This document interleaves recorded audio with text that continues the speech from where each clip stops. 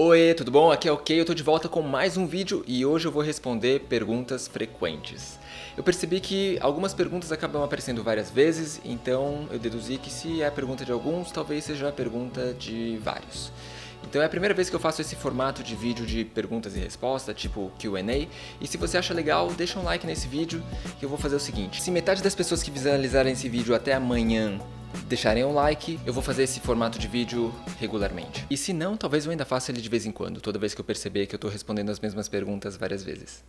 Então vamos para a primeira pergunta. Antes da primeira pergunta, eu queria dizer que a maioria das perguntas que eu recebo são muito legais e eu adoro responder. Eu tento responder todas que eu consigo. Na verdade, eu tento responder todas. Mas de vez em quando aparece uma ou outra pergunta que eu acho um pouco pessoal ou alguma coisa que eu não me sinto muito confortável em responder e eu me dou a liberdade de não responder essas perguntas e eu vou continuar fazendo isso. Eu não sei exatamente porquê, mas eu parei de receber as notificações de quando vocês postam comentário. Então eu entro no canal de vez em quando para ver se tem comentários novos, mas nesse processo que é bem manual, às vezes uma ou outra pode escapar. Então pode ser que eu não tenha respondido a sua pergunta por causa disso, mas eu tento responder todos. Então agora sim, de novo para a primeira pergunta, e eu fiz essa observação porque essa é uma pergunta pessoal que várias pessoas me fazem, mas eu resolvi responder porque ela já apareceu várias vezes. Que é por que eu tenho essa tatuagem aqui no meu braço, tá aparecendo?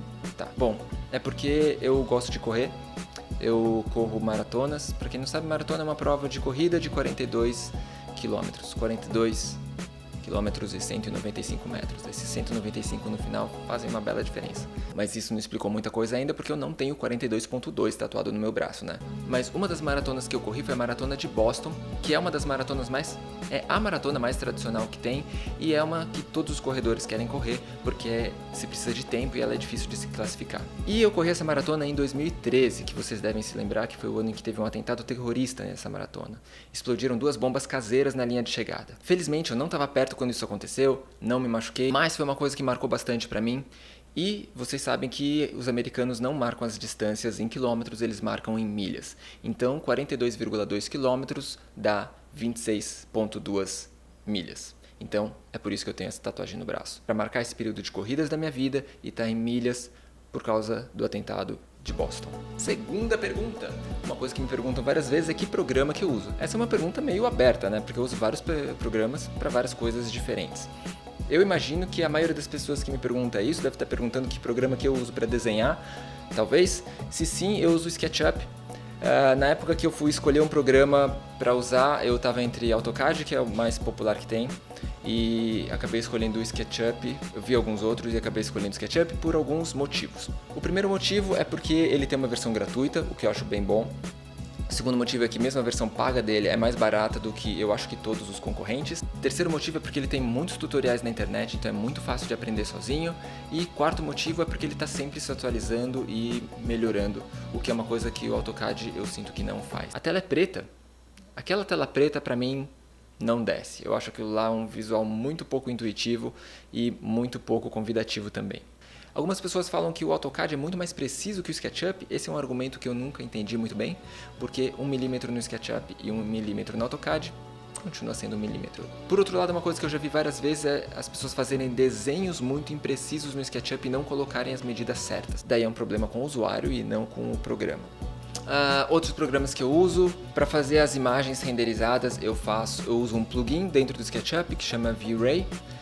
Mas computação gráfica é um universo à parte, né? É uma outra profissão, de fato, que por mais que eu tente estudar, eu ainda sinto que tem muito caminho para percorrer. E eu ainda termino as imagens usando o Lightroom e alguma coisinha no Photoshop. Mais Lightroom que Photoshop. Fora os programas que eu uso para desenhar, se alguém perguntou isso pensando em que programas eu uso para fazer vídeo, eu uso o Adobe Premiere. Outros programas que eu uso com muita frequência, eu uso muito Excel, muito Word, muito bloco de notas e muito Paint. Terceira pergunta.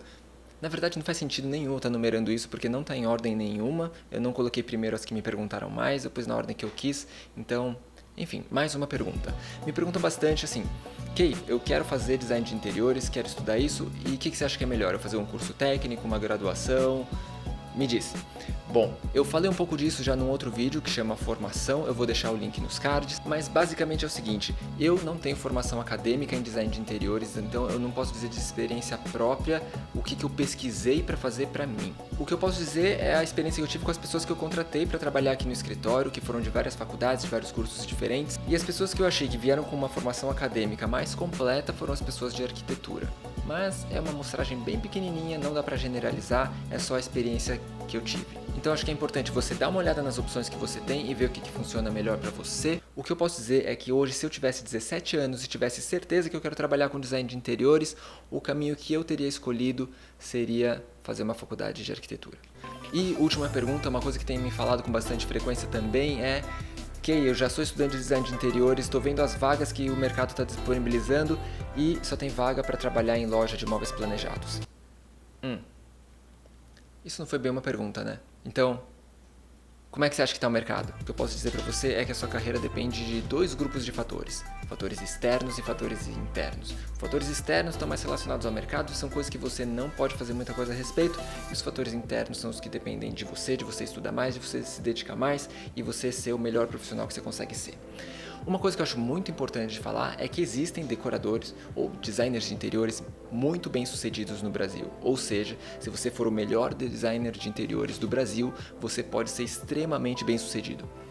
Isso eu acho uma coisa confortante. Saber que é possível, saber que se você for o melhor, você pode chegar lá. Agora, se esse topo da carreira é para muitos ou é para poucos, daí depende do mercado. Mas eu acho muito bom saber que pelo menos é possível e uma parte disso depende muito de você.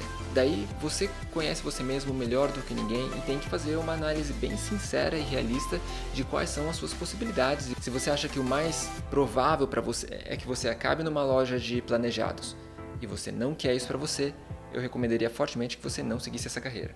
Agora também assim, trabalhar numa loja de planejados não é problema nenhum, a não ser que você não queira trabalhar numa loja de planejados, né? Então essas foram as perguntas de hoje. Um recado importante é que algum tempo atrás eu pedi para vocês um ambiente candidato para ser piloto de um serviço que eu estou desenvolvendo e vocês me mandaram vários e-mails. E eu vou mandar hoje um e-mail de resposta para a pessoa que eu escolhi, então dê uma olhada na caixa de e-mail de vocês. Se você não for escolhido, eu vou mandar e-mail para todas as pessoas que me enviaram, eu vou dar uma resposta, talvez eu não consiga responder todo mundo hoje. E se inscrevam nas minhas outras redes sociais, lembrando que eu tenho um outro canal no YouTube que chama Keiando, me sigam por lá também.